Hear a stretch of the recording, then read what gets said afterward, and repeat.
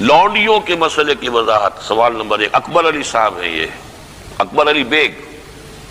قرآن مجید سورۃ المومنون کی آیت نمبر 5-6 کا ترجمہ یہ ہے: جو اپنی شرمگاہوں کی حفاظت کرتے ہیں بجز اپنی بیویوں کے یا ان عورتوں کے جو ان کے قبضے میں ہیں، یعنی لونڈیاں، اس میں ان پر کچھ ملامت نہیں۔ یہاں پر کون سی لونڈیاں مراد ہیں؟ کیا ان کا رواج آج کل ہے؟ کسی لڑکی کو پیسے دے کر خرید کر لونڈی بنانا تو اسلام میں سخت منع ہے، از راہ کرم تفصیل سے وضاحت کیجیے۔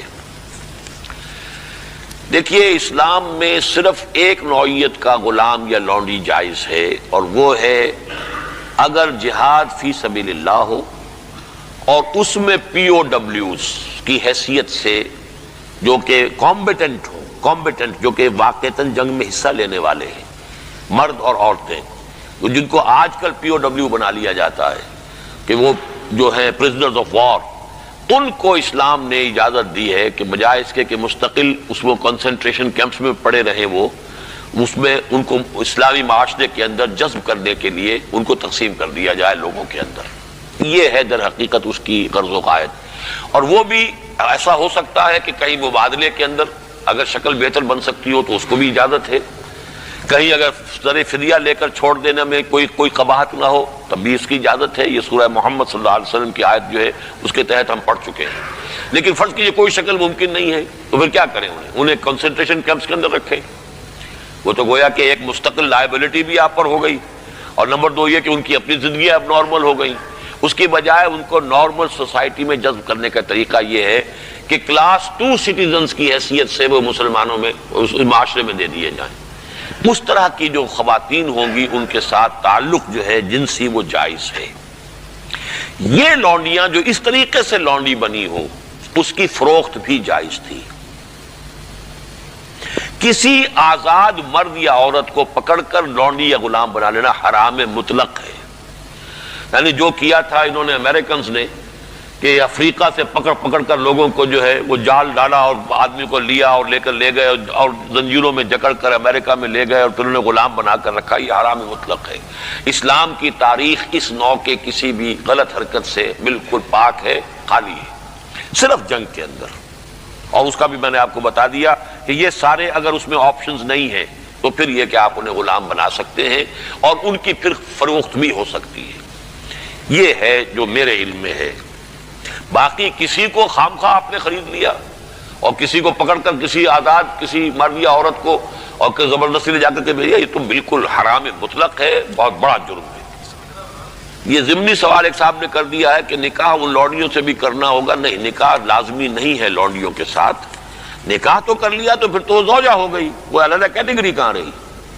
لیکن ترغیب دی گئی ہے کہ اگر آپ کسی لونڈی کو آپ کی وہ لونڈی تھی، وہ تھی پی او ڈبلیو کے طریقے سے آئی تھی، کنیز تھی، آپ نے اسے آزاد کیا، اس سے نکاح کر لیا، بہت بڑا نیکی کا کام ہے۔ تو ایمینسیپیشن جو تھی غلاموں کی اور کنیزوں کی آزادی کے لیے راستہ اللہ تعالیٰ نے یہ پیدا کیا کہ بہت سے گناہ ایسے ہیں کہ جن کا کفارہ یہ رکھ دیا گیا، غلام آزاد کرو، غلام آزاد کرو، اور کسی طریقے سے اس کو بہت بڑا نیکی کا کام قرار دیا گیا۔ فک و رقبۃ، گردنوں کا چھڑا دینا، آزاد کر دینا، یہ بہت بڑی نیکی ہے۔ تو اس حوالے سے اس کا معاملہ اسی طریقے سے کسی لونڈی کے ہاں سے اولاد اگر ہو گئی تو اب وہ ام ولد ہو گئی، اب وہ لونڈی نہیں رہی، ام ولد ہو گئی، اسے فروخت آپ نہیں کر سکتے، وہ آپ ہی کے ہاں رہے گی، لیکن یہ کہ وہ آپ کا اس کا درجہ جو ہے عام کنیز سے وہ بڑھ جاتا ہے۔ یہ تفصیلی قوانین ہے۔ اصولی سوال جہاں تک تھا اس کے حد تک میں نے عرض کر دیا ہے کہ اسلام میں یہ راستہ اب بھی کھلا ہے، اور اس کی حکمت کیا ہے اس پر میں بھی بہت غور کرتا رہا، اس لیے کہ بظاہر تو عام خاص طور پر آج کل کے حالات میں یہ چیز جو ہے ذہن انسان کا اس کو قبول نہیں کرنے کو تیار ہوتا کہ اس طرح کا معاملہ بھی ہونا چاہیے۔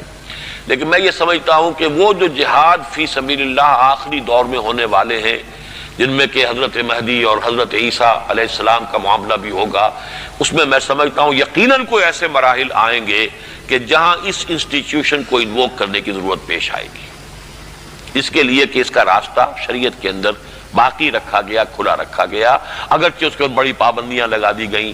یہ بھی ہے کہ غلام کو وہی کھلاؤ جو خود کھاتے ہو، وہی پہناؤ جو خود پہنتے ہو، کام کا بھی بوجھ اس پر اتنا زیادہ نہ ڈالو کہ جس کا بہت مشقت والا ہو جائے، کوئی بہت سخت کام ہے تو تم خود بھی اس کے اندر شریک ہو جاؤ اس کے ساتھ۔ یہ ساری چیزیں ہیں، ان کے ساتھ نیک سلوک کرنا، اچھا سلوک کرنا۔ اسی کا نتیجہ یہ ہے کہ عالم اسلام میں ایک دور ایسا آیا کہ مشرق و مغرب میں سب سے بڑی حکومتیں جو تھی وہ غلاموں کی تھی۔ یہ خاندان غلامہ کون تھے جو ہندوستان کے اندر پہلی حکومت بنی اسلامی؟ قطب الدین ایبک کون تھا؟ التتمش کون تھے؟ ملبن کون تھا؟ یہ سب کون؟ سپکدگین کون تھے؟ الکتگین کون تھے؟ یہ خود محمود غواری کون تھے؟ محمود غزنوی، یہ سب کے سب غلام تھے۔ اسی طریقے سے ممالک کی حکومت مصر میں، ہندوستان میں خاندان غلامہ اور ممالک مملوک کی جمع ہے، مملوک غلام کو کہتے ہیں۔ تو ممالک کی حکومت مصر میں عالم اسلام کی دو عظیم ترین حکومتیں غلاموں کی تھیں، اس لیے کہ غلاموں کو وہ سٹیٹس دیا اسلام نے، اتنے اونچے اور ایسے ایسے غلام جو اتنے بڑے اساتذہ بن گئے کہ شہزادے ان کی